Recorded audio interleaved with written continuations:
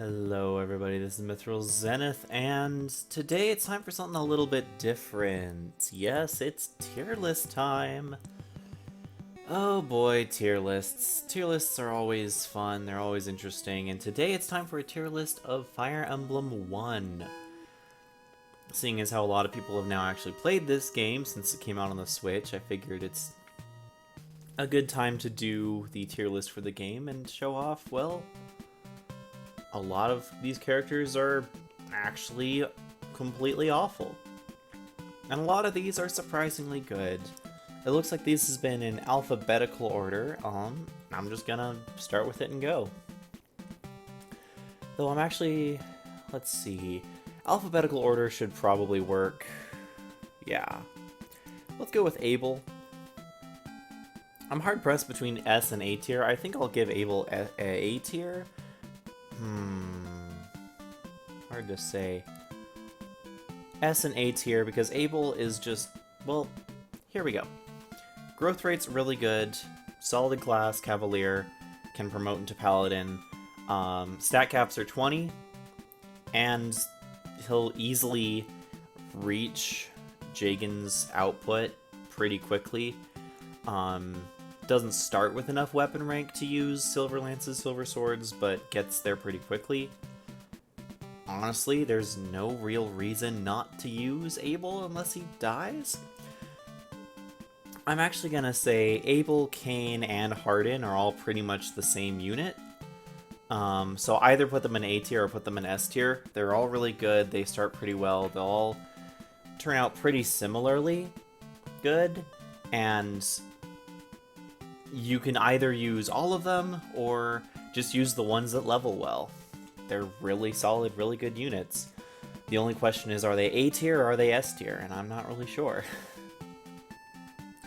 Sita, I'm gonna put Sita in A tier, not S tier because... Okay, so here's what you get with Sita. You get skill, speed, weapon level, and luck on a flyer.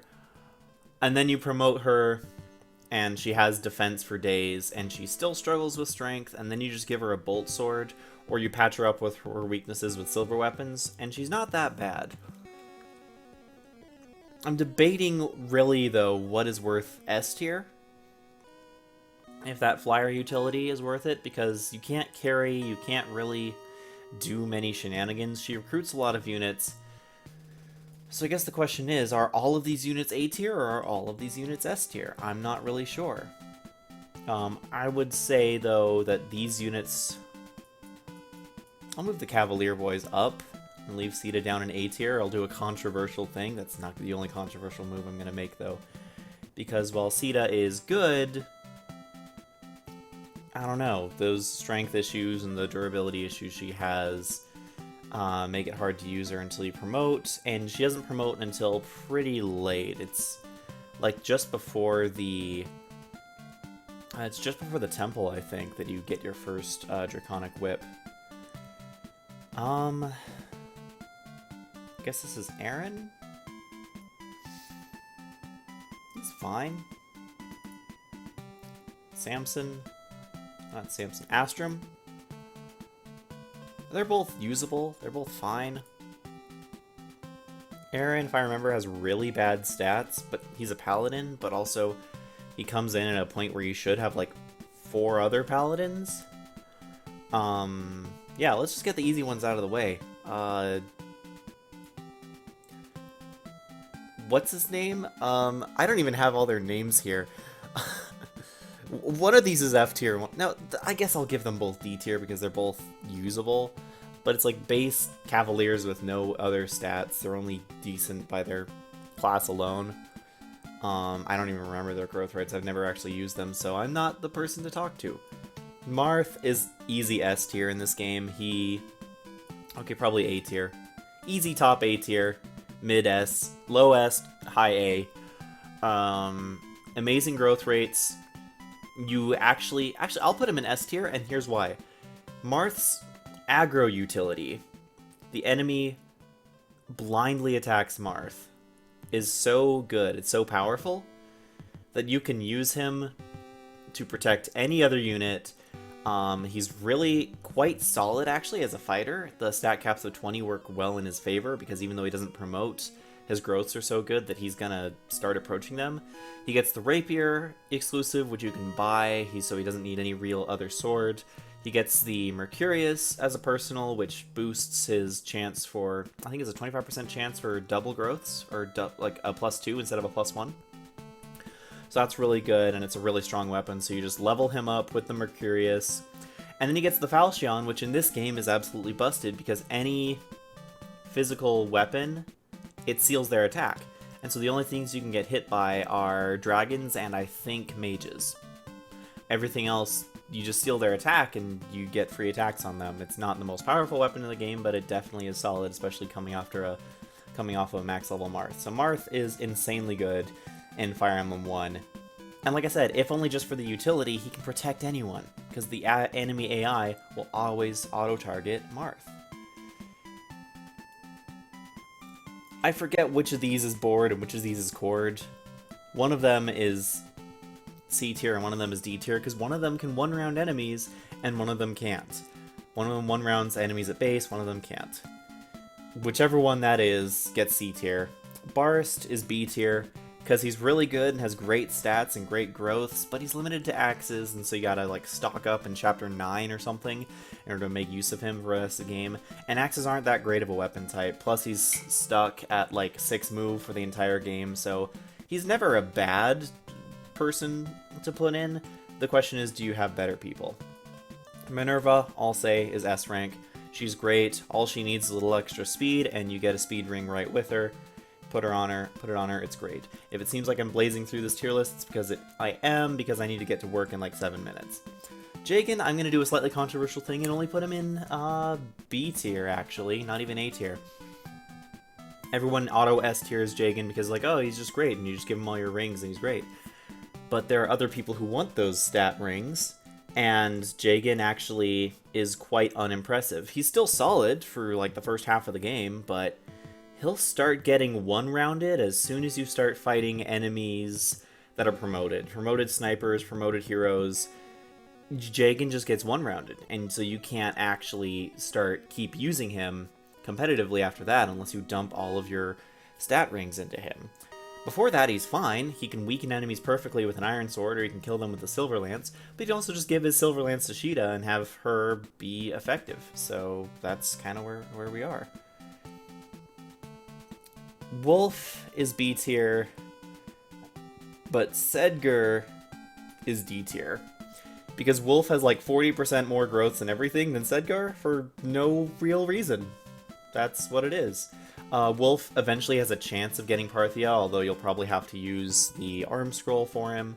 But you have to use an arm scroll on pretty much any archer to get them to Parthia, so is what it is. What else? Who else do we have here? Doga. I'm gonna have Doga C tier because he's really solid early on. Solid, ha ha ha. He has good solid defenses. He can use swords and lances, but that movement just limits him. But Gordon I'm gonna put in D tier because Gordon is terrible. Not only is he an archer, sure, he promotes into a sniper, and people say, oh, promote to sniper, that fixes him. No, because you're wasting all this experience putting it into him. He's only doing chip. It's not hard to level him, it's just annoying. But then by the time you promote him, if you promote him, I promoted him at like 11 or 12, and he was literally lower stats than George. Speaking of which, George is C tier. He's a sniper, he's decent. He can do what you need him to do. He can eventually get up to Parthia. There are other better options, but he's pretty good at handling wyverns. Who else are these? Bantu depends on if you count bugs or not. If you abuse bugs, he's easy A tier, if not S tier, because you can make him immortal defensive-wise, but then enemies also just ignore him. If you don't abuse bugs, he's like D tier, like decent at best. I'm gonna say that with all the game mechanics as is, if you're coming in and you're abusing the promotional item bug, he's an A tier, just because he can act as a movable wall. He's a mobile wall, that's all he is. Goto, he's B tier, because he comes in so late. He's a really good sage, but he comes in so late that he just can't do anything. Rickard, why are you here? I tried to attack one thing with him once, he missed, and then got countered. I mean, that was Fire Emblem 3, but I feel like this same applies here. He's just not useful. Julian, D tier, because he has great strength growths, but he never gains weapon level. He never gains weapon rank.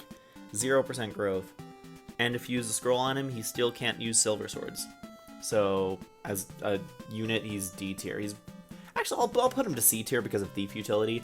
Because while you have Fire Emblem Door Key Marth is the best thief in the game. Oh yeah, that's another thing for Marth. Fire Emblem, he can open any chest. It's still nice to have another thief around who can open doors and chests and whatnot. Katria, I'll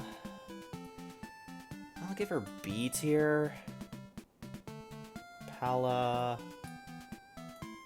I'll do something like that for the Pegasus Sisters. They're pretty decent, they're solid, but they come so late, and by the time you get them, they're actually not like bulky enough to survive anything. You have to wait until they promote to really do much, and by the time they promote, it's really hard to get promotional items in this game. Lorenz is absolutely useless. He can only use swords, and swords are a good weapon type in this game, but you get him so late, and he's just outstatted by everything. Samson, again, a C tier, solid filler unit. Dolph and Macalon are down here at the bottom of the, can never really do anything train. Tiki, I'll put in B tier,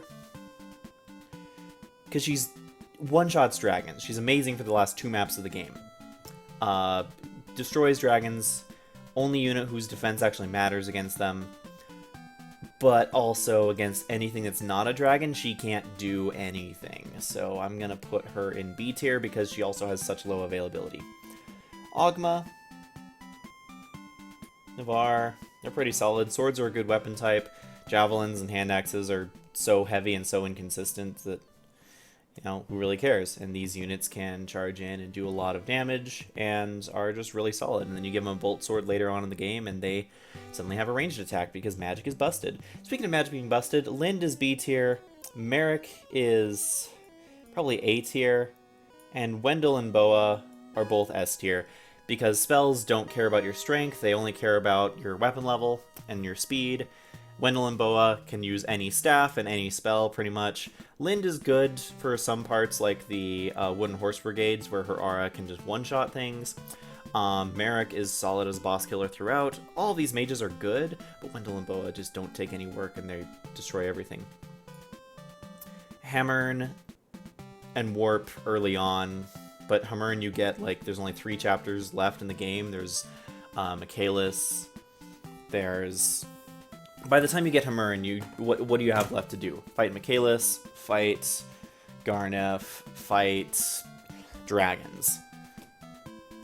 You can use the Light Sphere for Michaelis' chapter, and, who cares? There's nothing really good to Hammern.